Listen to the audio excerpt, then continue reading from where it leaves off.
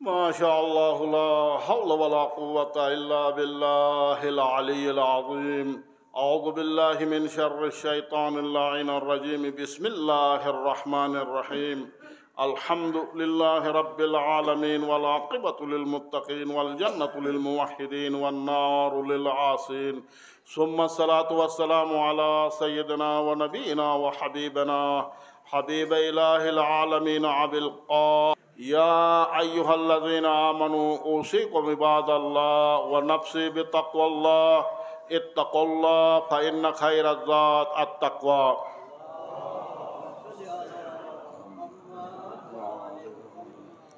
میرے محترم مومنین، بار دیگر سب سے پہلے اپنے آپ سے، پھر آپ بہترین متقی پرہیزگار مومنین سے تقوی الہی کی سفارش و گزارش کی جاتی ہے۔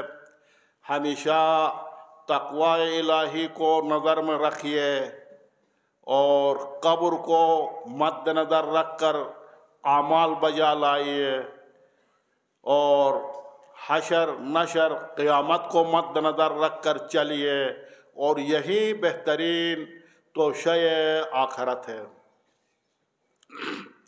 میرے محترم مومنین، خدا کی تمام مخلوقات سے سب سے اشرف المخلوقات، جو ملائکہ سے بھی افضل و اشرف ہے، وہ انسان ہے۔ اشرف المخلوقات ہے بلا استثناء۔ اور خدا نے انسان اشرف المخلوق ہونے کے ناطے، ہونے کے حیثیت سے، خدا نے انسان کو سوچ سمجھ کر فیصلے کرنے کی صلاحیت دی ہے۔ سوچ سمجھ کر فیصلہ کرنے کی صلاحیت دی ہے، لیکن ہم میں سے بہت کم لوگ ایسے ہوتے جو سوچ سمجھ کر حالات کے نزاکت کو سمجھتے ہوئے، وقت کے تقاضوں کو سمجھتے ہوئے بر وقت درست فیصلے کریں، یہ بہت کم ہے لوگ۔ اور یقیناً خدا نے انسان اور دوسرے حیوانات کے درمیان فرق اور معیار بھی عقل رکھا ہے۔ جو انسان سوچ سمجھ کر عقل کے ذریعے سے کام لیتا، فیصلہ کرتا، وہ انسان ہے۔ اور جو خواہشات کے پیروی کرتے ہوئے، جذبات سے، جلد بازی سے کام لیتے ہوئے فیصلے کرتے، وہ انسان کے دائرے سے نکل جاتا، حیوان کے دائرے میں آ جاتا ہے۔ اور یقیناً سب سے انسان کے اندر جو ہمیشہ انسان کے ساتھ ہے، جو انسان کو گمراہ کرنے والی چیز ہے، وہ خواہشات نفس ہے۔ سب سے بڑا گمراہ کرنے والی چیز انسان کی خواہشات نفسانی ہے۔ جو انسان بھی خواہشات نفسانی کی پیروی کرے، وہ انسان حق سے دور ہو جاتا، گمراہ ہو جاتا۔ اور کوئی انسان بھی خواہشات کا بندہ بن جائے، جو بھی انسان خواہشات نفسانی کا غلام بن جائے، تو وہ انسان کبھی بھی خدا کا بندہ نہیں بن سکتا۔ جو خواہشات کا غلام بن جائے، وہ کبھی بھی خدا کا غلام، خدا کا بندہ نہیں بنتا، وہ خواہشات کا بندہ ہے۔ اس لیے ہمارے لیے علماء ہو، قائدین ہو، مشران ہو، بزرگان ہو، جوانان ہو، سب کے لیے چاہیے کہ جلد بازی سے کام نہ لے لے، سوچ سمجھ کر حالات کو مد نظر رکھتے ہوئے، وقت کے تقاضوں کو سمجھتے ہوئے، حالات کے نزاکت کو سمجھتے ہوئے بصیرت سے فیصلے کرے۔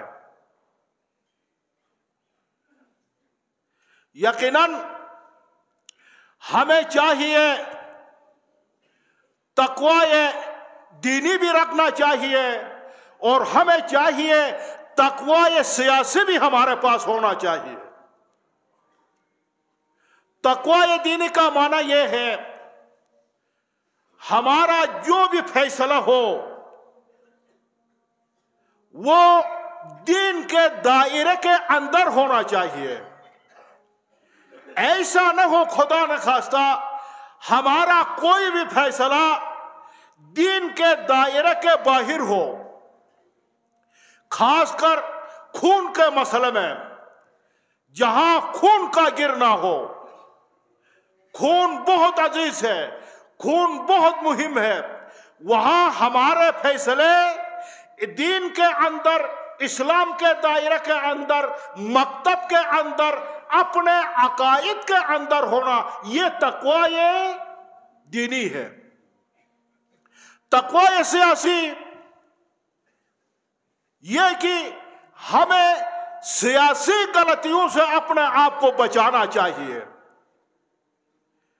خدا نخواستہ ہم ایسی غلطی کر جائیں، ہم ایسی سیاسی غلطی کر جائیں جو دین سے بھی باہر ہو، اور جس کی وجہ سے پوری قوم امتحان میں پڑ جائے، جس کی وجہ سے پوری قوم کو نقصان پہنچائے۔ لمحوں نے خطا کی تھی، صدیوں نے سزا پائی۔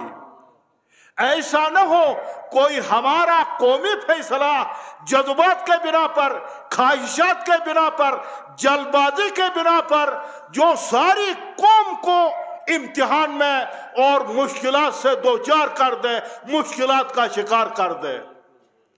اس لیے پوری قوم کو چاہیے، میں بار بار پوری قوم سے یہی گزارش کرتا رہا ہوں، اب اس غلطی سے بچنے کے لیے ہمارے پاس، ہمارے سامنے سب مل کر سر جوڑ کر مشاورت کے علاوہ ہم سیاسی غلطی بھی کر سکتے، دینی غلطی بھی کر سکتے۔ اس لیے ضروری ہے سب مل کر، سوچ کر، سمجھ کر ہمارے فیصلے ہو، تاکہ ہمارے فیصلے دین کے دائرے کے اندر بھی ہو، سیاسی غلطیاں بھی نہ ہو جو ہماری غلطیوں سے اس کا سزا قوم کو بھگتنا پڑے، ایسا نہ ہو۔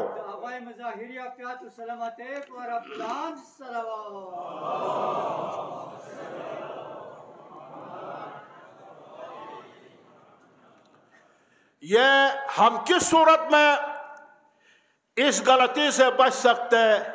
سب مل کر ہر کوئی نظریہ دے دے، اپنا نظریہ پیش کرے، آپس میں نظریات کو مقابلہ کیا جائے، بحث کیا جائے، سوچا جائے، آخری دینی پہلو کو بھی مد نظر رکھ کر، سیاسی پہلو کو بھی مد نظر رکھ کر، حالات کے نزاکت کو، وقت کے تقاضوں کو مد نظر رکھ کر، سوچ سمجھ کر مشاورت سے فیصلہ کرے تو ہم ان غلطیوں سے بچ سکتے ہیں۔ یقیناً پاکستان میں جہاں بھی فتنہ خوارج ہے، جہاں بھی دہشت گردی ہو رہی ہے، جہاں بھی خوارج کا فتنے ہیں، ان کی کڑیاں، ان کی جڑیں، ان کا تعلق جا کر امریکہ، ہندوستان اور اسرائیل سے مل جاتے ہیں۔ اس لیے یہ خوارج انہی کا پیداوار ہے، خوارج کو انہوں نے بنایا ہے، خوارج کو انہوں نے وجود دے دیا ہے، خوارج کو انہوں نے مضبوط کیا ہے، اور فتنہ خوارج کے پشت پر امریکہ ہے، اسرائیل ہے، ہندوستان ہے۔ یہ کیوں؟ انہوں نے ان کو کیوں بنایا؟ اس لیے ان کا دو مہم اہداف ہے۔ ان کا خوارج کا بنانا، خوارج کا فتنہ کو پاکستان میں برپا کرنا، ان کے دو اہداف اور دو مقاصد ہیں۔ سب سے پہلی مقصد یہ کہ وہ پاکستان خدا داد ایک اسلامی ایٹمی ملک جو پوری دنیا میں، عالم اسلام میں ایک ہی طاقت ہے، ایک ہی ایٹمی ملک ہے، ان کے لیے ایک اسلامی ایٹمی طاقتور مضبوط ملک ہضم نہیں ہو رہا، اور یہ چاہتے ہیں کہ پاکستان کے اندر ہر جو مرض پیدا کرے، خانہ جنگی پیدا کرے، بحران پیدا کرے، اس طرح پاکستان کو کمزور کرے اور پاکستان کو ٹکڑے ٹکڑے کر دے، اور اسی طرح اس ایٹمی طاقت کو ایٹمی طاقت ہونے سے دور رکھا جائے۔ یہ ان کا پہلے ہدف ہے۔ اور دوسرا ہدف ان کا یہ کہ یہ چاہتے ہیں کہ اسلام کے نورانی چہرہ کو مسخ کر کے عالم میں پیش کرے، اسلام کے پاک و پاکیزہ نورانی چہرہ کو عالم میں، دنیا میں، کائنات میں ایک برا چہرہ اور ایک بدنما چہرہ کے طور پر پیش کرے۔ اس لیے یہ خوارج جب کسی کو ذبح کرتے ہیں، انسانوں کو یہ ذبح کرتے، جب ذبح کرتے تکبیر پڑھ کر ذبح کرتے، جب یہ ٹرکوں کو لوٹتے ہیں تکبیر پڑھ کر لوٹتے ہیں، جب یہ لاشوں کو جلاتے ہیں آگ میں تکبیر پڑھ کر جلاتے ہیں، جب یہ کسی انسان کے کان کو کاٹتے ہیں، مرے ہوئے انسان کے ناک کو کاٹتے ہیں، جب یہ سروں میں میک کو ٹھوس دیتے ہیں، گلے میں، بدن کے حصوں میں میکوں کو ٹھوس دیتے، تو یہ تکبیر پڑھ کر یہ سارے کام کرتے ہیں۔ اور ساری دنیا کہتی ہے دیکھو یہ ہے مسلمان، دیکھو یہ ہے اسلامیت، دیکھو یہ ہے اسلام۔ اور جو اسلام کی طرف دنیا میں جو راغب ہو جاتے، اسلام کی طرف رجحان پیدا کرتے، ان کو روکنے کے لیے ان بدبختوں کو وجود دے دیا اور ان کو مضبوط کر دیا ہے۔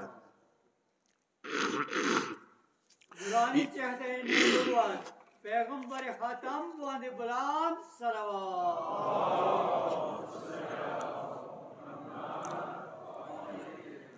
یقیناً ان کے نظریات آپ جانتے ہیں، خوارج کے نظریات، یہ جو بھی ان کے نظریات کے ساتھ مخالفت کرتا اسے قتل کرنا جائز بلکہ واجب سمجھتے ہیں۔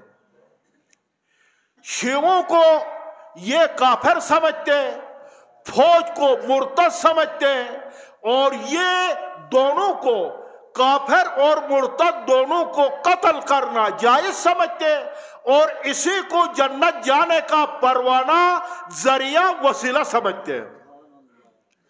اور جب تک پاکستان میں ایسے سوچ کے خوارج موجود ہو، جب تک پاکستان میں فتنہ خوارج موجود ہو، جب تک ان کو پاکستان میں قلع قم نہ کیا جائے، ان کا صفائی نہ کیا جائے، ان کا خاتمہ نہ کیا جائے، کبھی بھی پاکستان میں امن نہیں آ سکتا، کبھی بھی اخوت نہیں آ سکتا۔